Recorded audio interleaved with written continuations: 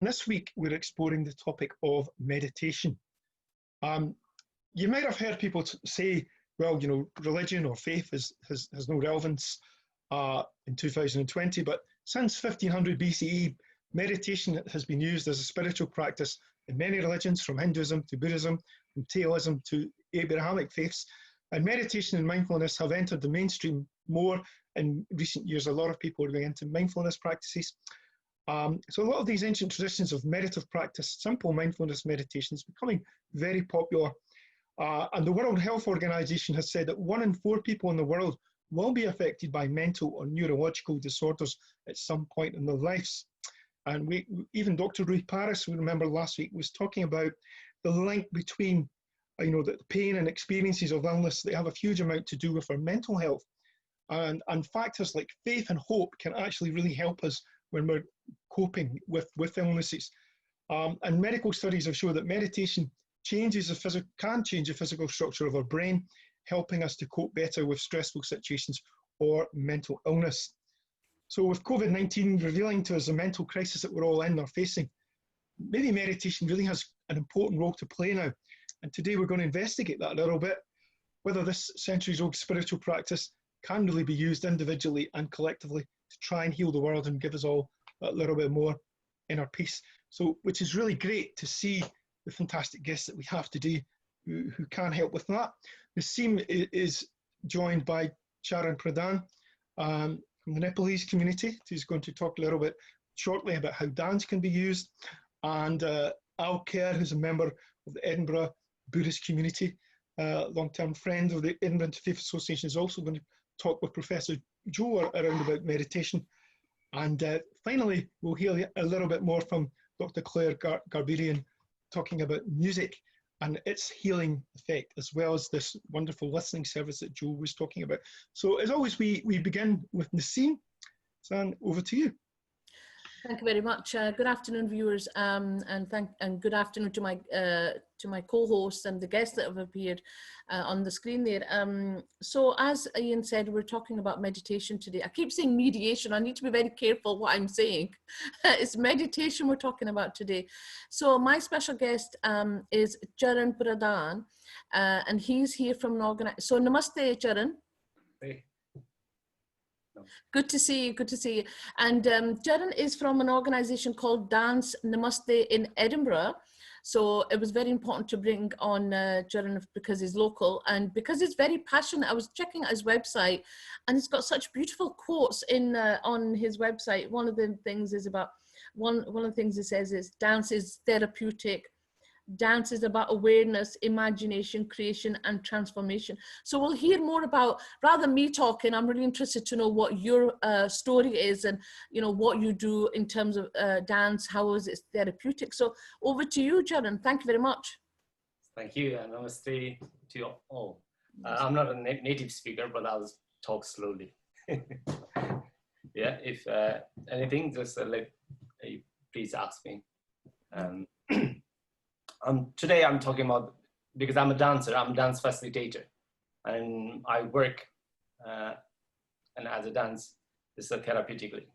And there's a whole my dance career in Scotland is working with the vulnerable people with the additional support needs. That's my main work. Also, though, of course, I work with the mainstream. And sometimes I work mainstream and the vulnerable people and bring them together. Gradually, I bring them together and put the show and experience, both of them, they experience each other. Today, I'm talking about the Charya dance. Charya dance is more like Charya means it's activity for life, actually. You need to survive or to cope, or to release the stress, whatever is called, it's Charya. And Charya is a particular dance in Kathmandu Valley, and they pass it on to generation by generation. In Nepal, we have a Bajrayan. Even in the Buddhism, we call Bajrayan. There's a Hinayan, Bajrayan, and Mahayan, but the Bajrayan carry on the whole generation by generation, the teaching. Dance is it's a moving meditations rather than just because of inward dance. You're not dancing for the audience. It's not a performance. You dance, you improve yourself. And of course, expand your energy. There's a its compassion is always there. You can feel the energy, but actually it's not the performance based. Yeah. We're just going to go into the to your first video, if that's okay. If you want to just introduce the first video. We just missed out on what you said there. Okay. Right. Okay. Yeah. And then when I was young, I went to a person, it's a guru. And this guru is always the yogi, you know, he's the monk. Mm-hmm. And when I went there, just so we have to sit down and notice in a breath. But we don't ask any questions, we just notice in a breath. Yeah. And slowly, it takes a long time, but it's slowly, we gradually improve, and then slowly we focus in the one part of the body, and then we expand, and slowly we gradually, you know, your whole body, you observe your own sensations. And then his principle is everything rise and pass away. Then is of course we are in a cross legs. When we sit down and cross legs, of course it's a pain, because we have a systems when we eat food, we always cross leg anyway, but we can't sit for 10 minutes, 15 minutes, and not hours. And I have to sit for hours and hours. And then the guru says, yeah, you have to sit down. Just only, if pain does watch, just observe. Not to think anything, just observe. Don't say no, you know, just observing, okay. It's quite hard in the beginning. And then again, that's the part is the not to avoid anything, not to crave anything, not to crave for joyfulness, even not to avoid any painful. Just we are practicing that way. And yeah, everything rise and pass away, and just okay. And slowly is a habit to observing the whole body, and also the inside, piercing inside the body, and slowly it's kind of like there is no, even the thinking comes, but we observe the thinking also, we observe the feelings, whatever comes, we just observe. We're not judging anything, just we're doing that way. And slowly, it was really hard because I was very young. And then this was going on, then we start the dancing, dancing course. Then, can I play the first video first, and then? Yeah. And yeah, then we can do the other one.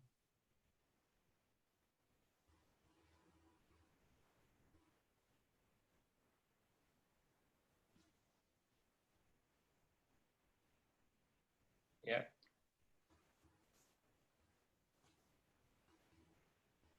You can cross leg, and you can use your mudras, hands, but while you sit, you don't really move. This is only to show how I sit. Mm-hmm. And do you do this on a regular basis, this particular? Yeah, I do every day, mm-hmm. at least 1 hour. 1 hour? Yeah. I wake up at 5 o'clock, and then, or the 4 o'clock, then, yeah, this is my early breakfast. Yeah. Yeah, that's how I learn. And then they start the dancing lessons. Dancing lesson is just only it's a walk, a special walk. You use the heel, you use the flat and toe. Continuously walking. We're not learning other things. It's quite boring that time because I was young. Yeah, we're doing, and it's like doing for 3 months. You know, 3-4 months we do just for walking. And teachers say, just observe. Just observe. If I say something, no, observe. That's it. Yeah. And it's just only, you can close your eyes or you can open eyes, doesn't matter. You're just doing it. And slowly, we also learn the hand gestures we call mudras. Mudras is of the meaning of always without saying the words, the mudra says something, always the meaningful. And then slowly we learn the postures of, we call Trivanga, 3 parts of the body. Head follows the hip. Yeah, it's always, because we say, I mean, that also we call is conscious resting. It's kind of it's a relaxed kind of things, even like that. But when you are your face down, the head down, then your pelvis forward. If you are sideways, hip, then the head resting. If you are your hip backwards, then head resting. It's like that. It's very rest. Yeah, it looks like awkward, but it is relaxed and rest. Yeah, and then we heard, then always they're telling the story of because there are so many Buddhas. That's Buddha is, for us, is not a religion, is only the way of life, and anyone can achieve the Buddhatto, that's enlightenment. And many people enlightened before, and also it can be possible, but I haven't seen it yet. And we always learn the story, and also we learn the emotions side of it. This is called Navaras, is the emotion, and you express through the all the characteristics. We tell the story through the mudras, and also the express the characteristics of the Buddha. That's great how. If we can see the video on the scene. Yeah, the footwork. Yeah, it's really interesting. The footwork. That's how we.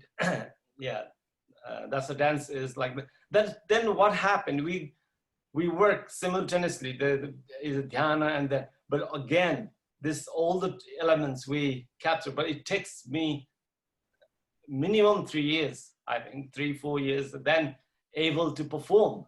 Mm-hmm. When I able to perform, then I don't need to think about. The story or the mudras or the postures. It's the essential part of the dance is you observe, and other one is just automatic. Yeah. That's how the dance is about. Can we just watch the video, Charan, of the footwork? I thought that was fascinating. We're just gonna that's just gonna be played now.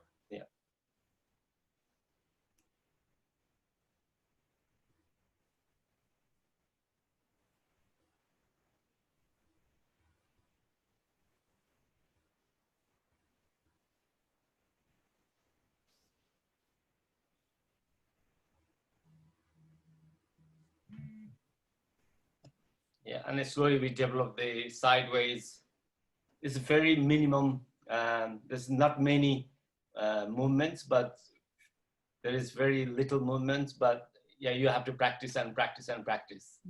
I'd imagine this is not only good for you in terms of spirituality, but I'd imagine it's very good for your physical health as well. You're moving all the joints, and you're keeping all parts of your body very active. Yes. Of course, also the the rhythmic pattern as well. Mm-hmm. At the same time. And is this one of the acts of worship that you do on a regular basis? Yeah. Okay. Yeah. A lot of coordination. Mm.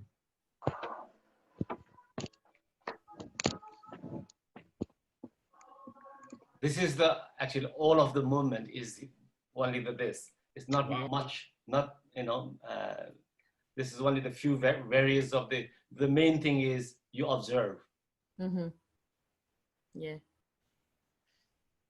And this is Vajrayana, this dance is used to be very secret and sacred because people just watch the one who is in the community, not from the outsider. All right. Okay. Yeah. And how does that help you to meditate? Is that something that, is it something that a lot of people from the Nepalese community do, or is it something wider than that? I'm just interested to know, is it restricted or? In my time, my generations, I'm 57, my generations, most of the people do it, but I don't know now, because now is very different. That time we didn't have a TV or computer or anything, just we do it. And our way of life is very different than now. Mm-hmm. Yeah, exactly. Just very.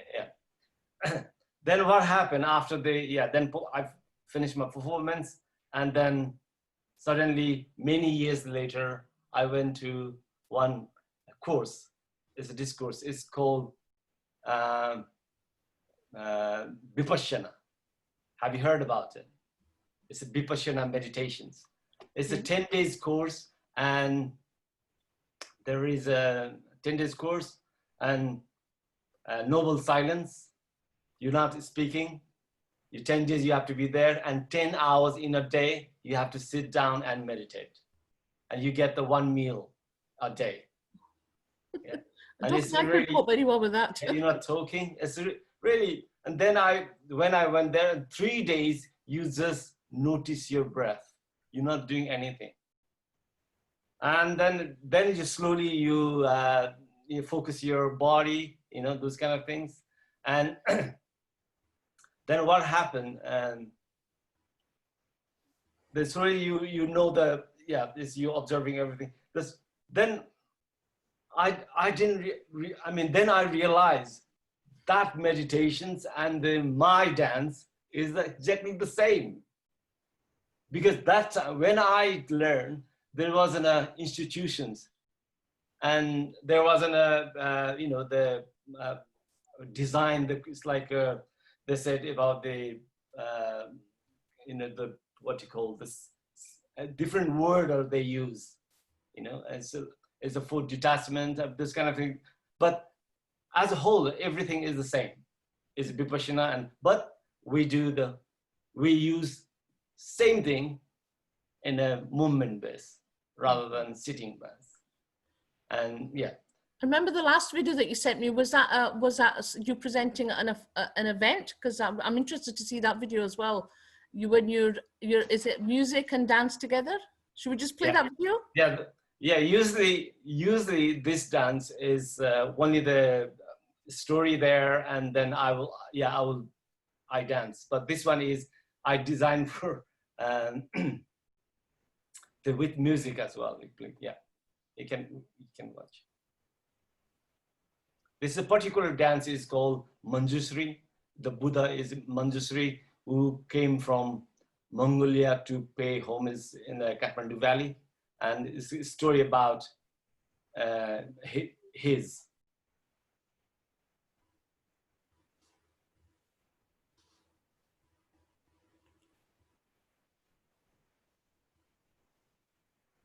Then the sound's not. Any sound? Where is the sounds? I don't know. I know there should be a sound. Didn't come. Oh dear. Sorry, sound didn't come. Yeah. But it's certainly very fascinating watching the moves. Very intricate, very professional. Beautiful movements. Yeah, it's costumes also. Is the Manjushri costumes and.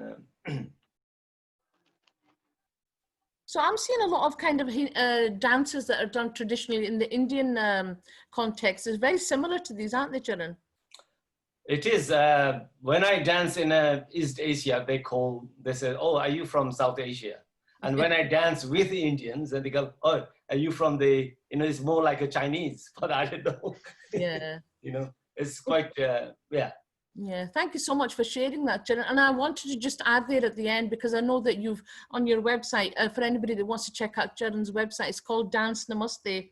And that's Namaste, Dance Namaste. And I know that you work with people from all abilities and disabilities. And I think that's just something to kind of put out there, is the fact that, there's a picture of you working with a young child. She's in a wheelchair, but you're still working with her. And I think that's very important. It shows your passion and your, the fact that you want to work with everybody, and that really needs to be promoted.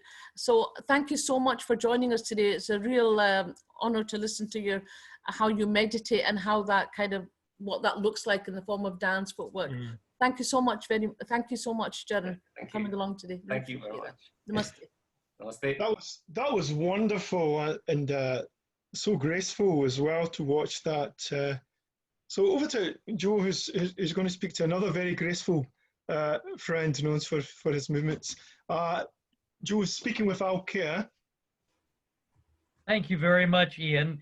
And that interview with Charan was so interesting to me, because Charya is about the activity of life, which I've always believed Buddhism is as well. It's an expression of life. My guest today is Allen Kerr, a member of the Buddhist community in Scotland. Buddhism was founded in India about 2,500 years ago, and it now has an estimated 470 million followers worldwide, with about 13,000 people practicing Buddhism in Scotland. Between 2001 and 2010, the number of Buddhists has doubled in Scotland, and we're going to find out perhaps why in a few minutes. A few weeks ago, I invited our guest today to record an example of a Buddhist ritual. So let's begin with this example of a Buddhist practice right now.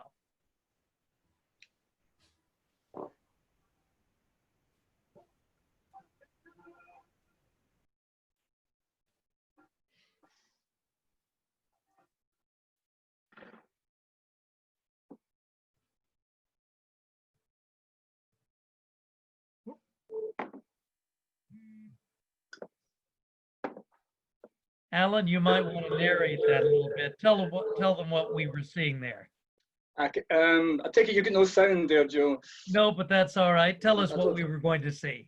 Okay, well, yeah, that's a shame about the sound, but that's okay. What I'm holding is a bowl, and it's a metal bowl, and there are many there we go. We can hear it now. ritualistic items in Buddhism. Different schools of Buddhism attach different importance to them. But one thing that is common to all schools of Buddhism is this thing in front of me. It's a meditation bowl, and it's got many purposes. In the past, when monks went on their begging round, they would carry the meditation bowl, and the people would put food into the bowl. And later, the bowl became a sign that the meditation practice was beginning. They would invite the bell, not strike it or hit it. They simply invite the bell. They invite the bell because it's not an order or an instruction, it's an invitation to begin something that is special, different from our everyday lives. So we begin the meditation practice with a bell, and we end it with a bell, again to show that we are moving from one stage of our day to the next. So I'll finish by inviting the bell, and thank you for joining me for a time for ritual. Thank you, Allen, and welcome again to Interfaith Insights. In keeping with your ritual, may I now invite you to answer a few questions about the Buddhist practice. For example, how is meditation in Buddhism different from or similar to what Charan was talking about, mindfulness? Well, first of all, thanks for asking me to be here today. There are so many different types of meditation. Buddhism does not have a monopoly on meditation. As Nassim knows, and all religions have used meditation in some form. But meditation is a way of being totally aware of what's happening in this moment. There's a misconception, as Charan will know well, that meditation is some way of blocking out the outside world, of blocking out thoughts and feelings. It's completely opposite. Again, as Charan knows well, meditation is a way of being totally aware of exactly what's happening in this moment. You're not trying to make it go away. You can't do that. You're just being aware totally of what's happening in this second, in this moment, in this place. Because, as you know, Joe, you can't block out thoughts. It's impossible. So we don't try to. We simply sit with them, be aware of them, watch them, and just see what happens. That's so interesting, because when I was a young man, I tried to practice yoga and I failed. And then I tried to practice Tai Chi and I failed. But when I began to practice mindfulness, I was successful from the very beginning because it was about being in the moment. So what drew you to the practice of Buddhism? What was your motivation, your invitation? It's a little complex with me because I'm part of a Buddhist family. My family are Buddhist. It's in my family, so it's easy for me. Of course, I do make my own choice as well. I had a choice to continue practicing Buddhism or not. But in a nutshell, it gives me a spiritual dimension to my life. It gives me a way of looking at life in a different way. It doesn't give me orders or instructions. It does give me a path to follow, and that works for me. That's so interesting. Go ahead. Yeah, that's answered that question, I think. All right. Well, some people argue, Alan, that Buddhism is focused upon the internal spirit. How do you believe Buddhism might impact the wider world?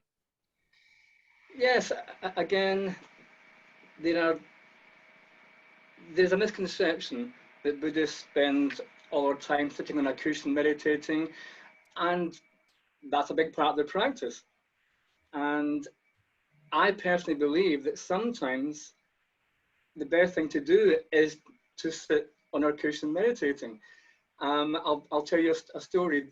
There's a friend of mine who was visiting a part of Africa.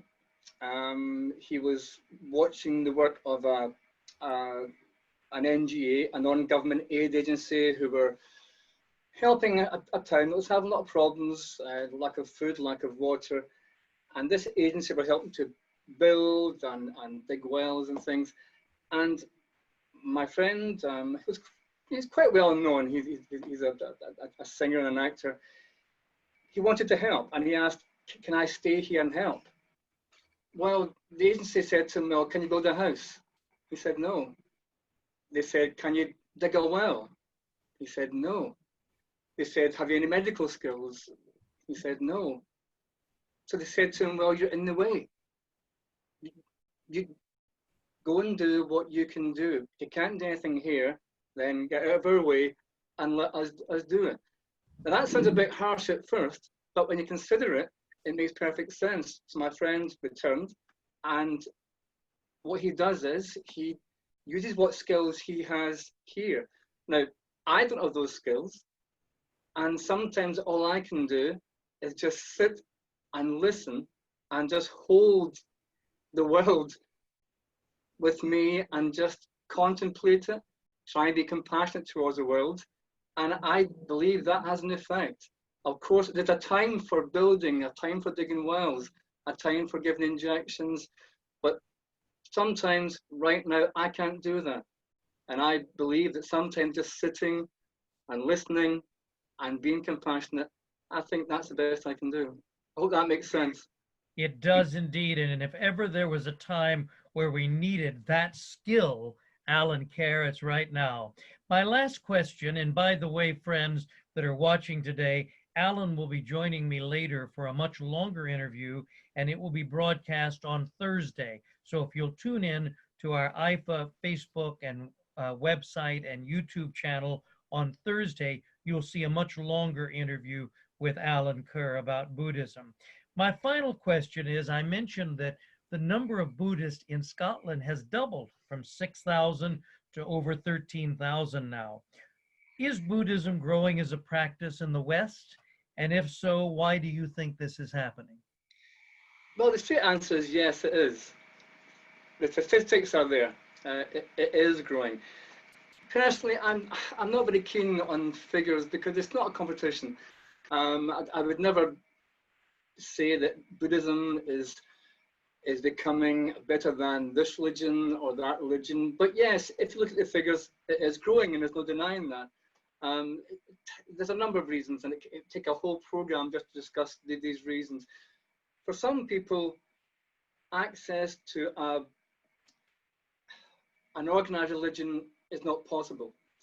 Sometimes people feel perhaps uncomfortable in an organized place of worship, a church, a temple, or whatever, for various reasons. they don't feel that they belong there. Buddhism, perhaps with its emphasis on self-awareness, is sometimes an easier way into spirituality than walking into a place of worship, which can be a bit intimidating for some people for various reasons. And I think that's a big part of it. I think that's probably the main reason. Well, thank you very much for helping all of us today become more self-aware. And if our viewers would like to find out more about Buddhism in Edinburgh, they can visit the website www.edinburghbuddhistcenter.org.uk. Again, that's www.edinburghbuddhistcenter.org.uk, and you can find out more about starting your practice in this ancient tradition of Buddhism. And as I mentioned, Alan will join me on Thursday for a much longer interview. But on behalf of the Edinburgh Interfaith Association, let me just say to Alan, thank you very much. Thank you. Thank you. You're welcome. My pleasure. Thank you. That was really, really enlightening. And just before I introduce our final guest today, I should say that over the last few days, I had the opportunity to have a one-on-one with Hamza Yusuf, the Cabinet Secretary for Justice, who was very open and very candid, and we discussed a whole series of issues, including the importance of faith to him. We talked about dual identity. We talked a lot about the Black Lives Matters movement at the moment and his views on that. I would really encourage you to watch. We're planning to have a watch party tomorrow night at 6 o'clock. You can tune in and watch that whole interview. And you'll get some exclusives and a whole lot of issues. But we're just going to show a 2-minute clip, I think, from that interview where he talks about the importance of faith communities and what they've been contributing during COVID-19.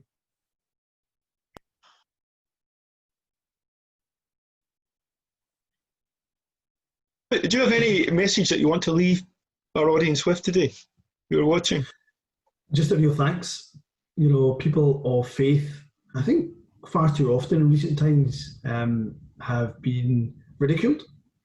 People have dismissed their opinions, and I find that deeply hurtful. And I'm sure people of faith right across, regardless of what faith group you come from, would find that deeply hurtful as well.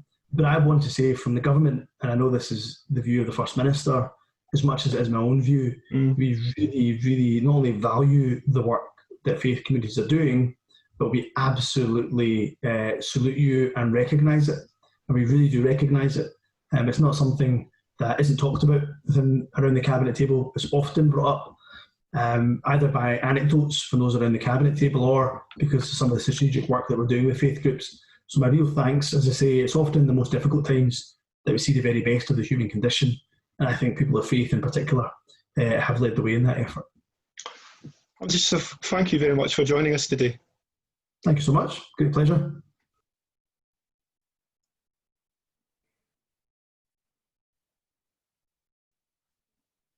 So it's great to hear a real positive message from the Cabinet Secretaries, and just do tune into that tomorrow evening, because you know it does deal with some quite hard-hitting topics tomorrow. So it's with great pleasure I want to introduce our final guest, Dr. Claire Garberian, who is a professional cello artist and has a PhD focusing on the impacts of individualised live and recorded music for care home residents with dementia nearing the end of life. And it really ties in a lot of what we've been talking about today in terms of how meditation can help our mental health. I'm going to have some conversations with Claire and get some views of what she feels about what she's been hearing, and think about what role music has in our mental health. Do you have any observations to start with, Claire? First of all, thank you, because I'm a daily meditator for many, many years. So this is a very comfortable place for me to be. And also the idea of it being embodied, because that is very important. Even though I play a cello, which you have to sit mostly to play, I've learned through the work I've done with people living with dementia that even when somebody seems like they've forgotten things, you know, they're not being able to speak maybe, or they're forgetful.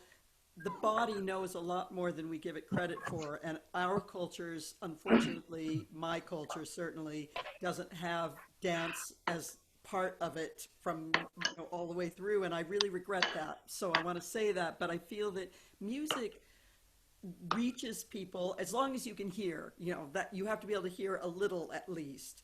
But music reaches places where it goes beyond, it goes right to our emotional centers of our brain. And without getting into a whole bunch of neurological stuff, it goes right to where our emotions are. And it's why you can be sitting in a car and listening to listening to the radio, not thinking about anything, and suddenly something will come on and take you back directly to somewhere, or maybe just something you've never heard before, but it grabs you. And the reason it grabs you is because it's in training with you. It basically is catching you right where you happen to be in your emotional state at that moment. And it's why people that are really sad sometimes listen to really sad music, because you think, well, that's kind of strange, but no, because you want sometimes to feel sad. It's an emotion. So music fits right into that. There's certainly lots of stuff there's lots of research, but there's lots of practices that use music with meditation. Dance uses music with meditation. Obviously, rhythm is part of who our whole body, I mean, we're made of rhythms. You know, our heart beats, if it doesn't, we're in very bad trouble. So the more we can be music can help with that concept of sitting in a place and creating a space, which is what I look at music as being for. I've heard you talking a lot about creating a haven connection. Yes. What do you mean by that? Maybe tell people what you mean by that. When I did my PhD, I was trying to make sense of what I was experiencing and seeing on mounds of video footage, and the word well-being keeps getting bandied about, but that didn't mean enough to me. Well-being, what's that? And what I saw over and over again was there were 3 of us in a small care home room, so not a very exciting area, and very intimate, with people that not necessarily were comfortable being intimate, and with a child, sometimes a 60-year-old child of an 80-something or 90-something-year-old mother, and they maybe didn't always have the best warm and cozy relationship. So it wasn't a very close, careful, nice situation. I would start playing, and the music, over every time this happened, it became what I call a haven. And there may be other words, and I'm always open to hearing a better term for this, but I call it a safe haven. What happened was the music became something that enclosed all 3 of us.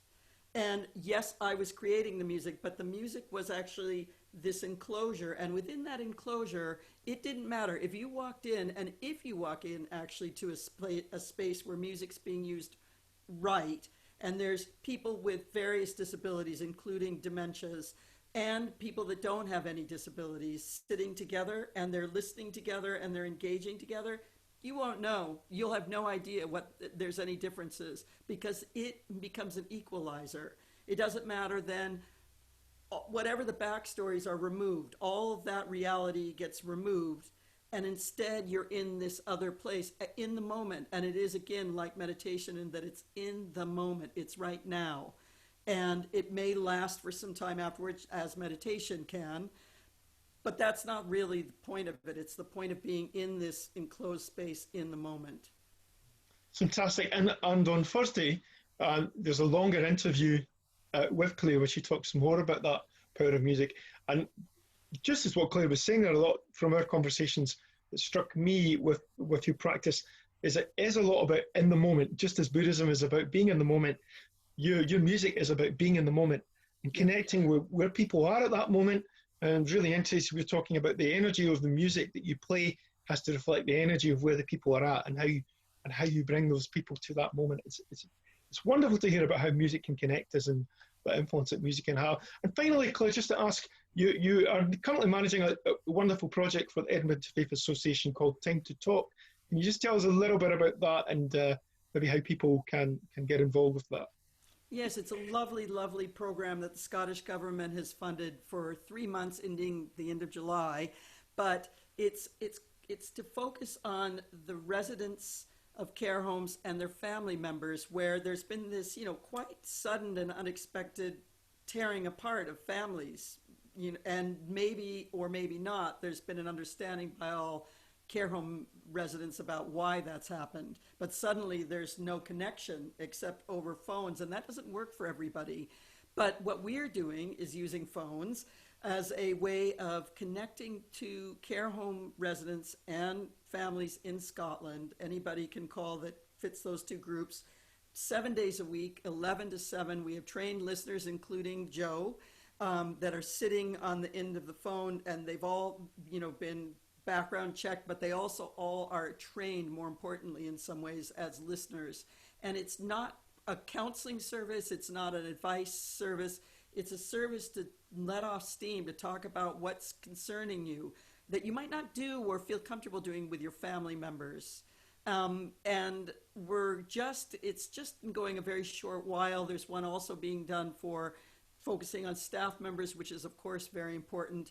But this one is for the residents and the family members. And, we want to be there to listen and relieve some of that fear and uncomfortableness that's been brought to the care homes. That's a wonderful thing, Claire. I think it's much needed at this time. A lot of people really seeking comfort and support. And it's wonderful that that's here. So if you do want to find out more about that, if you come onto the Edinburgh Interfaith Facebook page or go to www.edinburghinterfaith.com, you will find information on the listening service, and the phone number is there for the listening service if people do know someone who wants to get in touch, or maybe you yourself are suffering or have someone in a care home that's really making you very stressed, and you can phone that number. And I'll just add one thing to cut in that's very important, because it's IFA, that this is for people of all faiths and none. And if you have a specific faith connection that you want to talk to somebody of that faith, we can get you there. We've got everybody covered. Of course. But if you're not, that's fine too. We're not, it's just, but that is an unusual thing, because there aren't any kinds of ways for that often to get into the care homes. And very recently we had an unusual request from someone who was Buddhist and only spoke Cantonese, that we were able to put them in touch with someone who could speak to them and give them that help. So that's just kind of great thing that's able to take place. Now, just before, I'm going to ask in a couple of minutes, Claire is going to end the show with some beautiful music. I just want to hear any thoughts that people have, maybe from today's show, and our guests, even if they want to come in and say something that's stuck in their mind from today, please, I invite you just to share some reflections.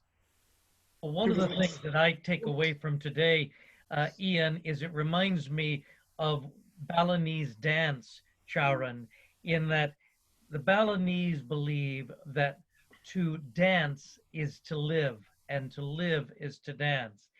And as you start every morning with your meditation in dance, I start every morning with my Hebrew prayers.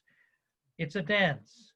There are two different methods for dancing, but you and I are dancing together in the same little corner, I think, of the universe, just as Allen is doing this with prayer and Claire with music. I think all of us are choreographed in some special way together. But that's beautiful. If I can say something, Ian, before we finish. Alan, yes, of course. Well, first of all, I've really enjoyed hearing everyone talking this morning. Something you said, Claire, really resonated with me. I happen to be a musician. I play the sitar. I play the Indian sitar. And you mentioned you have to sit down to play the cello. With the sitar, again, I have to sit in a meditation posture to play the sitar. So the instrument itself becomes a part of the meditation practice. So I very much relate to what you said about sitting down to play the cello. That itself becomes the meditation. So I really related to that. Thank you, Claire. I used to play with a sitar player. It's a wonderful thing, cello and sitar. They have the same huge dynamic of scales. We must get together sometime. That would be lovely. We'll let you guys do that. So sorry. No. So I just want to conclude just by thanking our special guests, Charan, Alan and Claire, for joining us, and for Joe and the team for hosting And Claire is going to play us out today with a piece of music. Do you want to introduce what you're playing, Claire? Yes, I'll just say that I'm going to be doing something with the cello and with speaking and having you experience about what it's like to be connected with music. I'm going to be doing something on the 18th of July. There'll be connections on the website for this that'll be a little more experiential about this whole topic, really. I'm going to play a piece that is well known to many people here, which is I Fond Kiss. I'm going to play A Fond Kiss, but I'm doing a beautiful, beautiful version by the late Kevin McRae, who used to live in Scotland and was a wonderful person. And this is a beautiful, I play this at the end of everything I do ever since I moved here. So I'll just start this.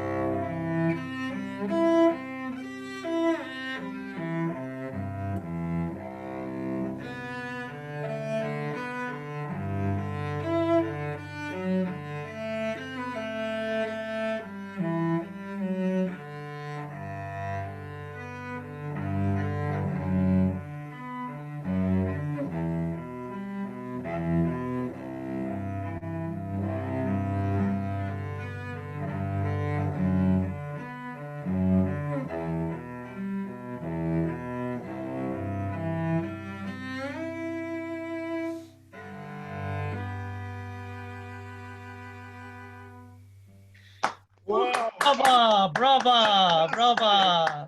So from all of us here at Interfaith Insights, have a great week and stay safe, everyone. Thank you. Thank you. Thank you. Bye, everybody.